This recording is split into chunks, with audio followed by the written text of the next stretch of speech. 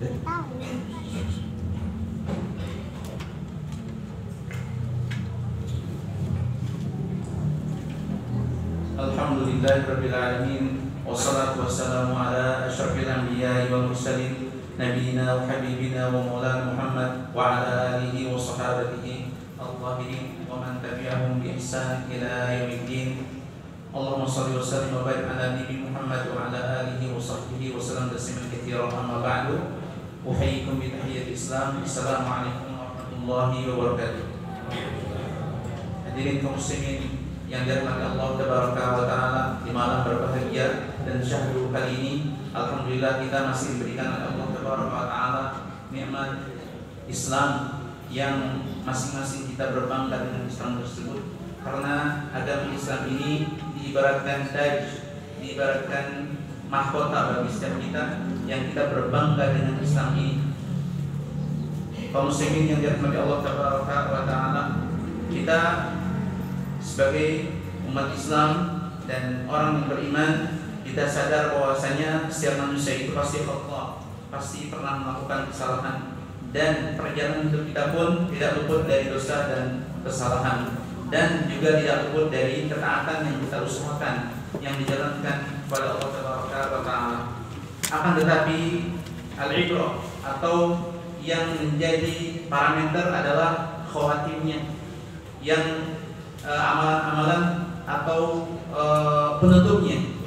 Seorang bisa bersalah, bisa bermaksiat, dan juga melakukan ketaatan dalam satu waktu dalam hidupnya. Akan tetapi yang menjadi ibrah atau yang menjadi patokan adalah khawatimnya, adalah amalan penutupnya, bagaimana atau kondisi apa dia menghadap Allah Tabaraka wa Ta'ala. Ada beberapa riwayat terkait dengan husnul khatimah. Diriwayatkan dari Sahal bin Sa'ad As-Sa'idi bahwasanya Nabi SAW pernah melihat seorang laki-laki. Beliau ini gagah berani di medan perang, dan bahkan katanya riqabul a'da atau leher-leher para musuh Allah Tabaraka wa Ta'ala bertebaran, ditebas oleh pedang orang tersebut. Akan tetapi hasil atau khawatim atau amalan terakhir yang dilakukan oleh laki-laki yang gagah berani di medan perang, itu mujahid fisabilillah ini adalah buruk, sehingga Nabi SAW mengajak para sahabat untuk melihat laki-laki ini.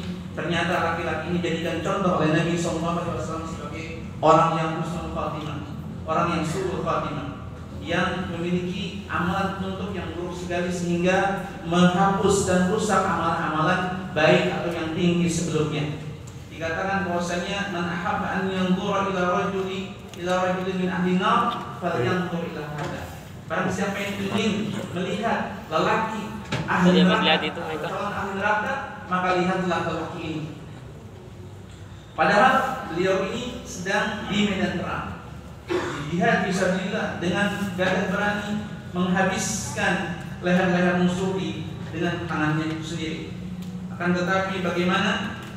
Ternyata laki-laki tersebut tidak mampu atau tidak sabar dalam menahan rasa sakit yang ada di lukanya, yang ada di badannya, luka dekat pundak dan lehernya, sehingga diakhirilah hidupnya itu dengan bunuh diri, intihar. Maka dari itu, intihar itu adalah salah satu yang merusak amalan-amalan beliau, termasuk jihadnya fisabilillah yang beliau berperan dengan gagah berani. Sungguhnya Nabi SAW menutup kisahnya dalam hadis ini adalah innal abda la ya'malu fima yaran nasu amal ahli al-jannah.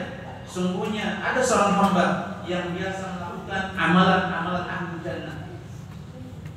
Fima yaran nas, sesuai apa yang dilihat oleh manusia. Mungkin kalau kita atau Nabi dan para sahabat tidak ditampakkan oleh Allah Taala apa yang diperbuat oleh laki-laki tadi, maka orang-orang akan mengira bahwa dia adalah mujahid fisabilillah yang ikhlas jihadnya di jalan Allah Taala. Wa innahu lamin ahli nar, akan tetapi sungguhnya dia itu adalah ahli neraka. Wa ya'malu fima bima yaran nas, dan ada orang yang berbuat atau beramal yang sesuai dengan penglihatan manusia, amal ahli nar.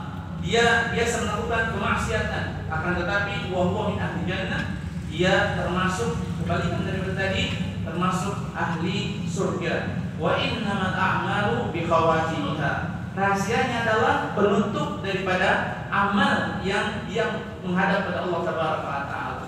Amal apa yang menjadi penutup sebelum ajalnya? Sehingga Allah Taala pernah mengisyaratkan dalam Al-Qur'an Al-Karim, wala tamutunna illa wa antum muslimun. Janganlah kalian mati, janganlah kalian menghadap Allah Taala kecuali dalam keadaan Islam, kecuali dalam ketaatan kepada Allah Taala. Ada satu lagi riwayat bahwasanya seorang yang bukan mujahid, biasa saja, akan tetapi ketika bersama Rasulullah SAW, beliau berhaji ketika itu di Arafah. Kemudian beliau mendapatkan musibah, yaitu diinjak atau ditendang oleh seekor unta sehingga wafat.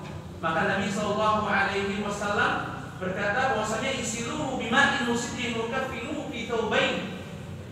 Mandikanlah orang tersebut dengan air dan sidr, dan kafanilah orang tersebut atau laki-laki yang gugur tersebut dalam haji fi thawbain, dalam dua helai pakaian, yaitu pakaian ihramnya, atasan dan bawahan ihramnya, sebagaimana yang kita ketahui. Wala tuhanniquhu, janganlah kalian memakai dahnit atau diberikan wangian. Wala tuhammiru, dan janganlah wala tuhammiru ra'sahu, janganlah kalian tutup kepalanya. Fa innallaha yab'atsuhu yaumal qiyamati mulabbiya. Sungguhnya Allah akan membangkitkan orang tersebut dalam keadaan bertalbiyah.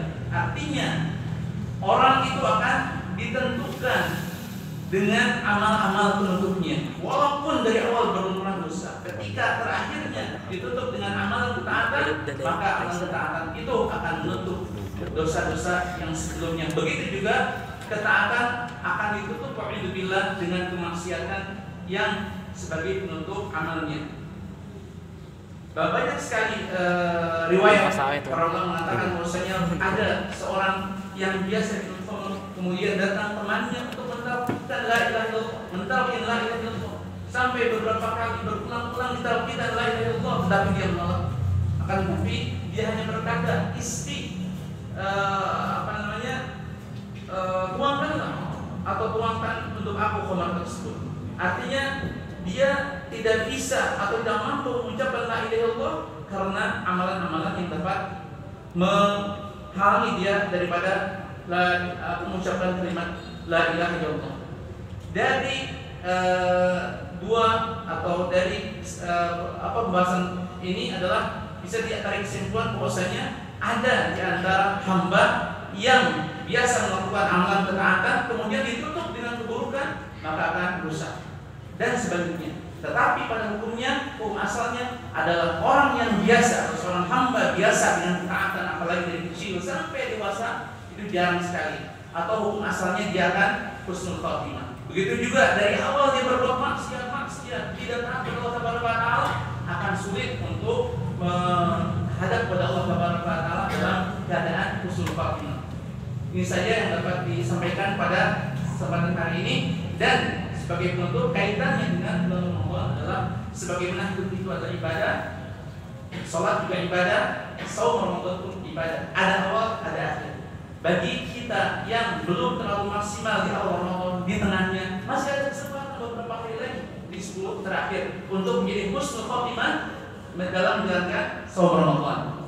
Mudah-mudahan bermanfaat kultur kali ini. Akhir dengan subhanallahumma wa bihamdika asyhadu an la ilaha illa anta astaghfiruka wa atubu ilaik. Assalamualaikum warahmatullahi wabarakatuh.